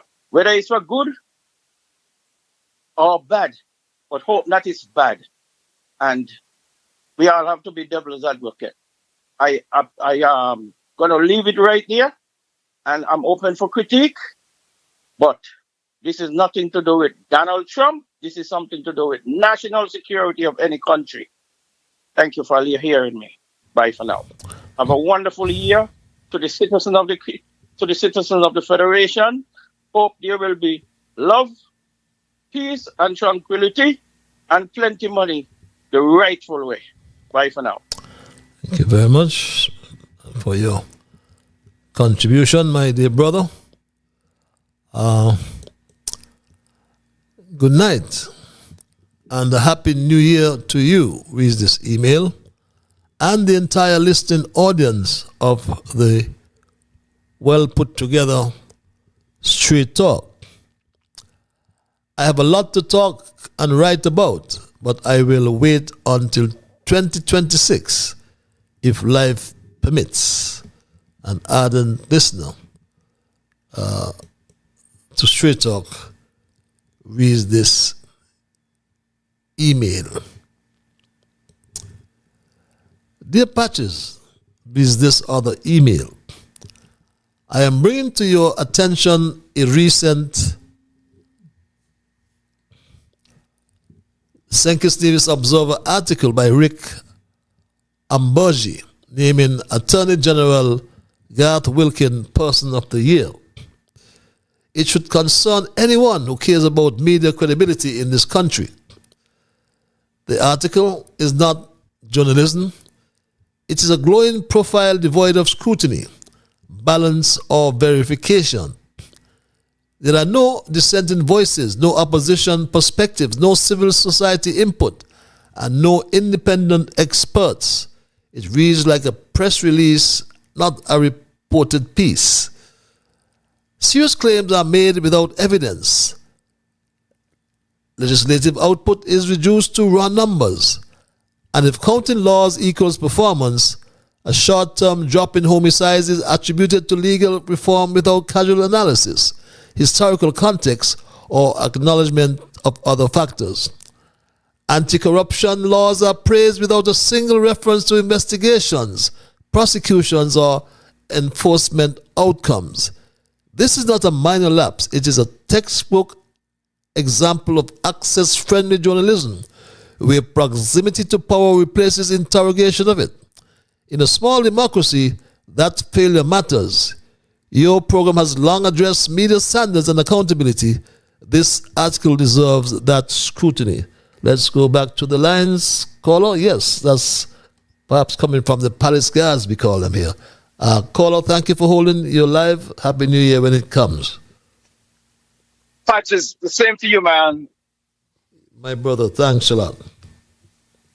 And to the listeners home and abroad, St. Kitts and Nevis, in my humble opinion, we are headed down the wrong road.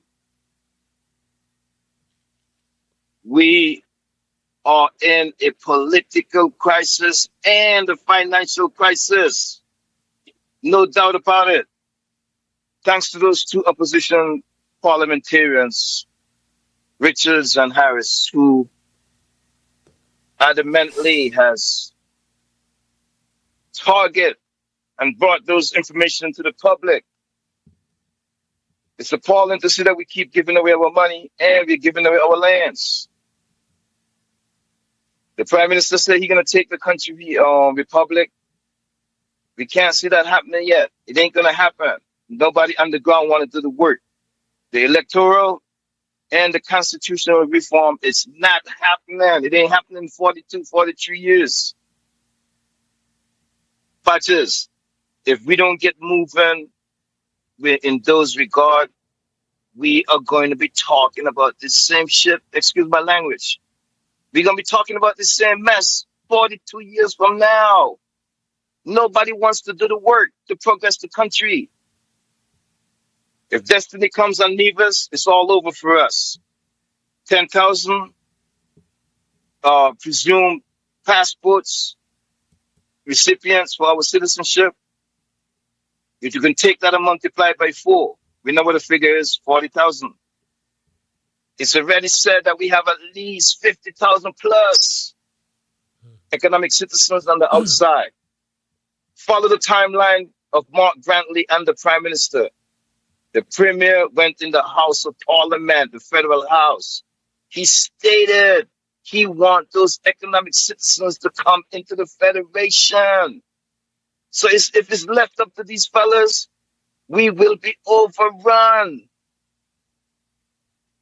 Man, the place is in a mess. We need a government of the people, by the people, and for the people. We don't need this BS. You see who they got on that newspaper? Mhm. They want us to glorify these fellas. Man, these fellas, they're not gods, man. We're not supposed to be glorifying them. The people is going to have to take the power back from this government and make a statement to them. They're going to have to.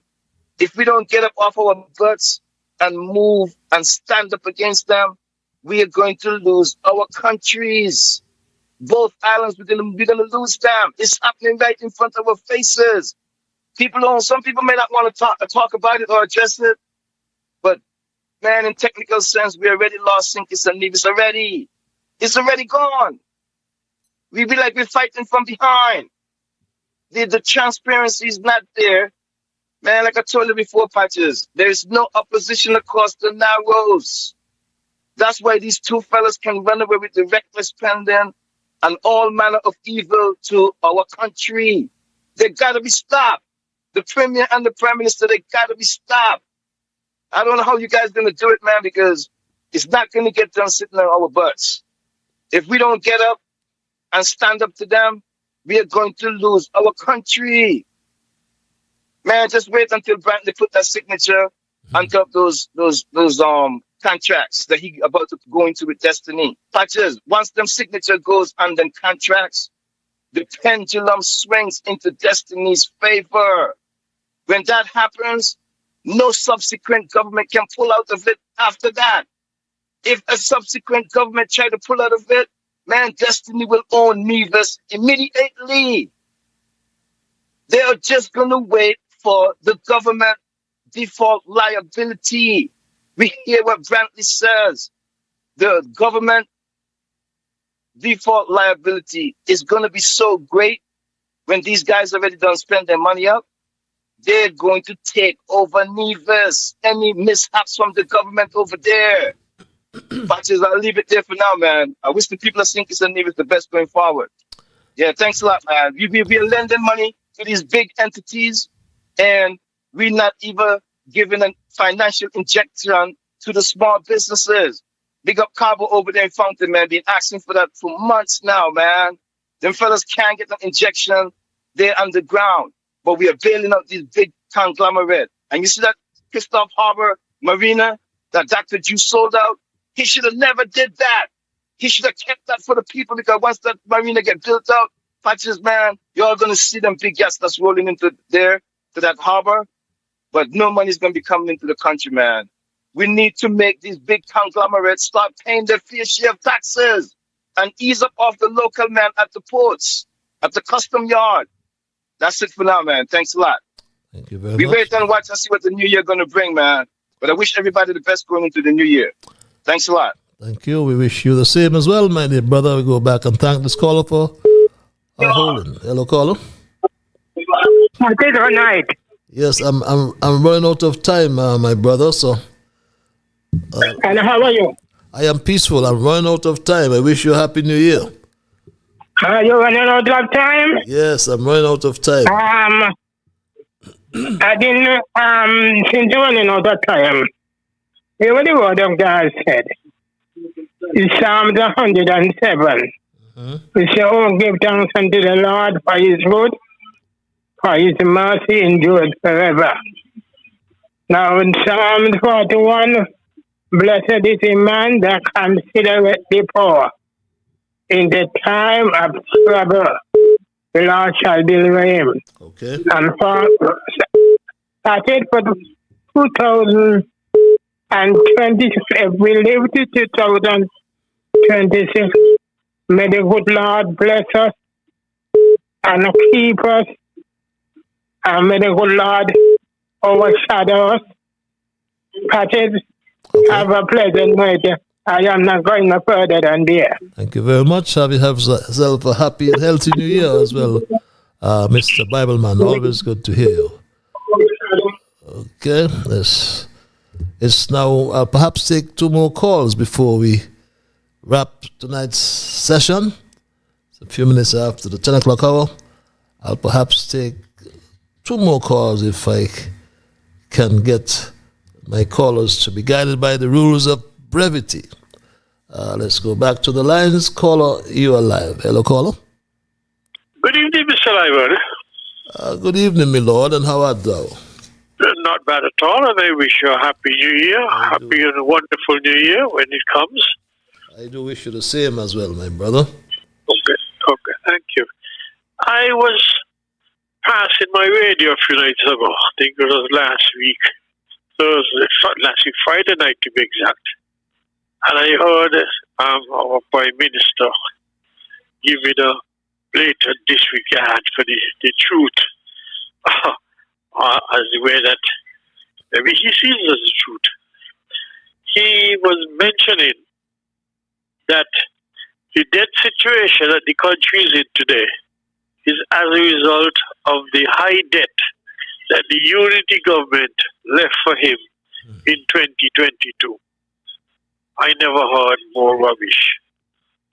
In 2022, the debt to GDP, as far as I remember, was about 52%, which was about the lowest in the OECS, if not the Caribbean. Can you confirm that? I don't recall it as low as 52, but it was somewhere in the 50s. But it was the lowest, yes. Yeah. I don't recall it was 52, though, but you may be correct. I'm not disputing. Yeah, it went down as low as 52. It was in the 50s, yeah. He is obviously forgetting that when Unity entered government in 2015, yes, the debt to GDP was something like 200%. And the unity government worked and brought it down to whatever it was in the 50s. Yeah, it is. And it has, and as a result now of his meeting it where it was, I think it was 52%, it has now started to climb according to the IMF report. And that's one of the things I gather that he left out of his draft to present to Parliament, and it estimated that the thing, if not next year or the year after, should be as high as 66%, climbing at a rapid rate. So I don't know what this man is saying. How can he compare the debt that Unity had in 2015 to what he met in 2022 and complain and say, no, this, if he followed Unity's example, he should be reducing the debt even further for the benefit of the country. Not trying to get it back up to 200% where Douglas had it, and with interventions of the IMF and the World Bank and all kind of thing threatening us. Yep. Because if the World Bank or the IMF start to come back in our country again, is greater expense and high cost of living that all of us are going to experience, just as we experienced under Douglas. We may have increased VAT, customs duties may go up on a lot of things to pay back the World Bank for the money that we're going to have to borrow. And we are heading in that direction, the way they're spending this money. It is absolute madness what is going on with the finances of this country. Have a good night, Patches. Good night as well, my dear brother. Thank you for your intervention, and you're so correct. Let's go back to the lines, caller. Thank you for holding your line. Patches, yeah, that was me on the other line. I'm going to be quick. I want to say something to Mr. Welcome. Mr. Welcome, DJ, my wisher was never on a public road. He was not? I mean, I'm sorry, he was on a public road, not a private road. Yeah, that is true. And that's the correction I want to make there. And to Mr. Burl, I find Mr. Bull to be very hypocritical, because tonight he's saying they got to get rid of the Prime Minister, but on another media house a couple of days ago, he was saying to the Prime Minister to repeal the SSZ, and the people will vote for him again, give him a second term. He cannot have it both ways. He's disingenuous. Good night, Mr. Padgett. Season greetings. Season greetings as well, my dear brother. Interesting call. Yes, as we wind down tonight's programming, we want to extend best wishes for the new year, and as I said earlier, just in the event you missed it, we won't have, we're going to take a break for New Year's Day, and then we get back, God's willing, on Monday.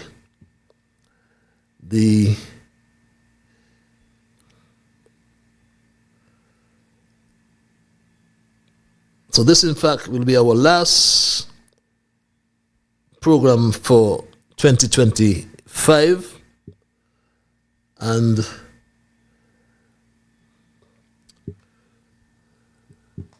we will see you, we will communicate with you, we will contact you, get in contact with you on Monday. I think Monday is what, the 5th? Is it the 5th or the 4th? But we come back on Monday. And what we're having, as that caller before, that last caller spoke about the Prime Minister, and the Prime Minister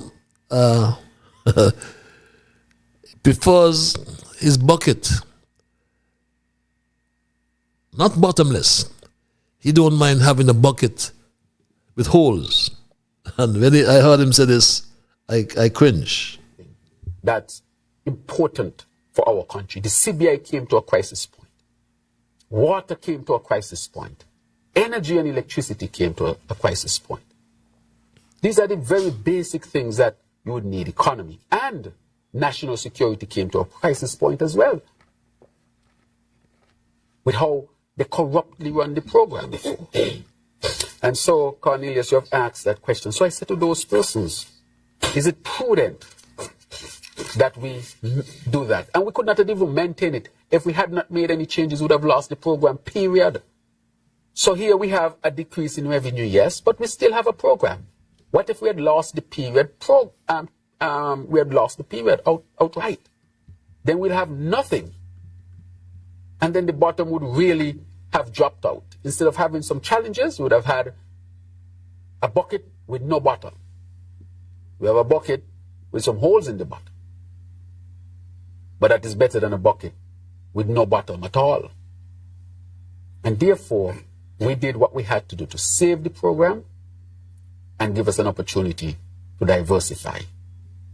So I will say that that has to be considered within the grand scheme of things.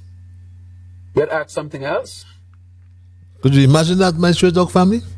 That's where we are coming from. The Prime Minister, he wants a bucket, not without a bottom, but a bucket with holes in the bottom. It's going to leak anyway. All the water will leak right out, Dr. Joe. But as we look ahead to 2026, the lessons of 2025 must inform a recalibration of priorities. We need to strengthen institutions, restore public trust, diversify the economy, and enforce accountability in public affairs, as these would be critical to navigating the years to come. But it's going to be a challenge, a real challenge, my Straight Dog family, because the threats that are looming as it relates to the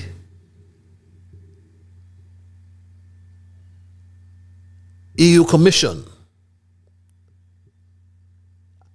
and this came out just a few days ago, my Straight Dog family, on the 27th to be exact. The Commission has opined that having a CBI program is in itself grounds for visa suspension. That seems to suggest to me, my Straight Dog family, that we are doomed.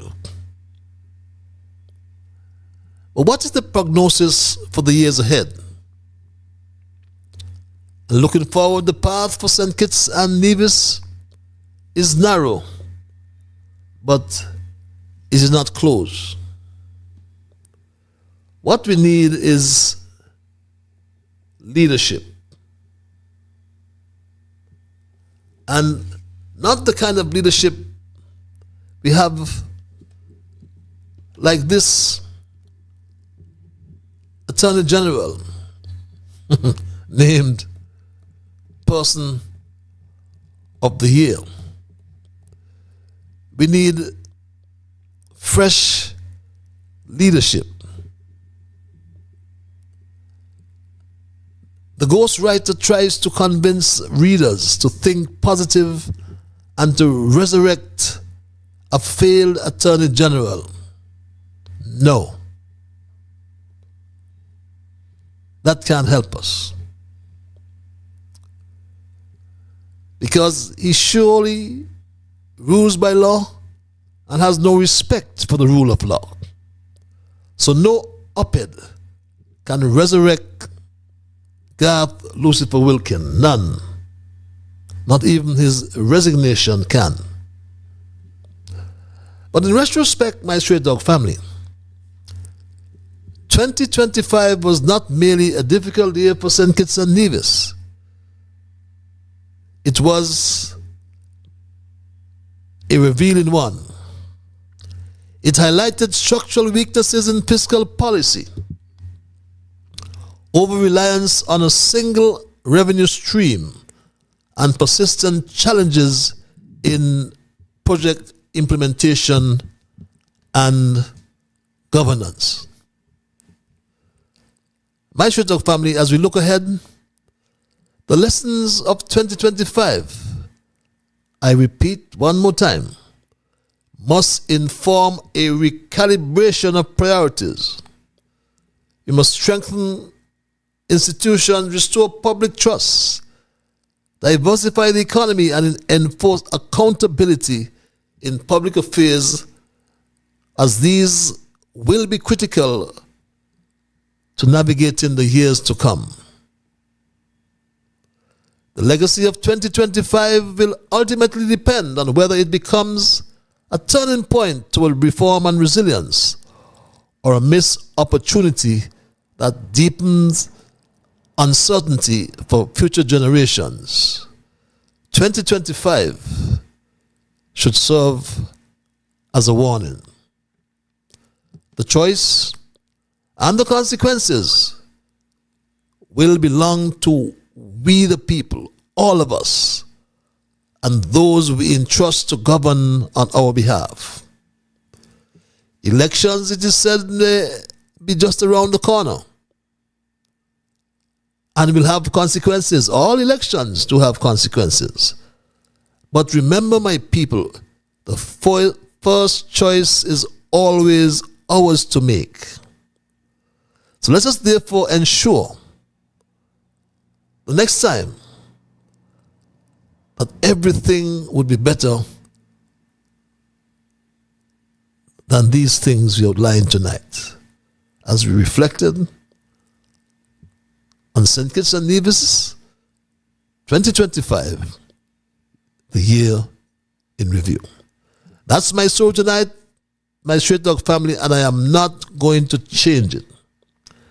I would thank Almighty God in closing for guiding our conversation tonight as always. I want to thank you, the many viewers, those who sent emails and all those who called, my Straight Talk family. And just to remind you that you are the ones who make Straight Talk. And for that, I say a big, big thank you. Those of you, many of you have stayed every Monday and every Thursday night with us. And we thank you. As we move into a brand new year, let's go forward with hope and a spirit of positivism. Let us be optimistic. Let us put our faith, our confidence, and our trust in Almighty God. For as long as we trust in God, He will never let us be ashamed. So my Straight Talk family, as we turn a new page in the days to come, remember that whatever your mind conceive, that you will achieve. But first of all, you got to believe. So when you wake in the morning, thank God for the morning light. Thank Him for taking you through the night. And my Straight Talk family, keep moving on. Have yourselves a happy and prosperous new year when it comes. And be good to all whom you meet. Let's be peaceful. Let's be loving. Let's be kind. Bye-bye. Until we connect next Monday. Keep moving on.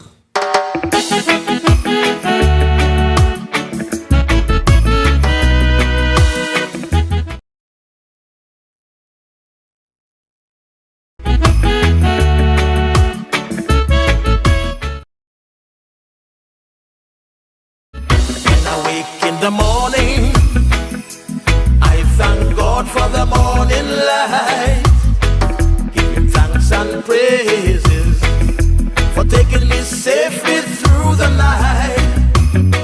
For the rest of food and loving care, and for my mother's breath here. So whatever my mind conceive that I will achieve, you better believe, because I do the things I should, be to my brethren kind and good, the best I could. So I'll keep moving on, I won't stop now. I'll keep moving on till I reach the top somehow. Down on my knees, to the Lord I kneel and pray, with my heart and soul, beg Him to take me through each day, my guardian to keep, and my guide, over every step I take, He will preside. So whatever my mind conceive that I will achieve, you better believe, because I do the things I should, be to my brethren kind and good, the best I could. So I'll keep moving on, I won't stop now. I'll keep moving on till I reach the top somehow.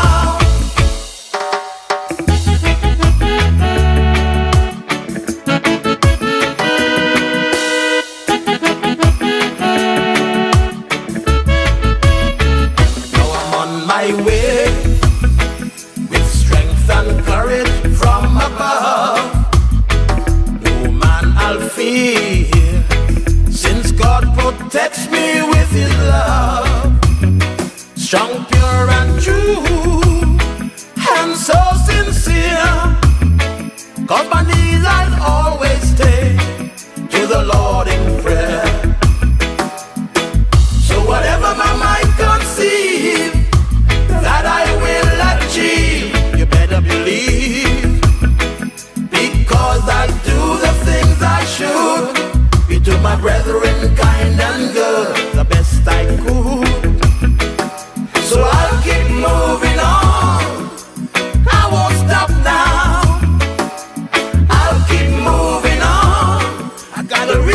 up some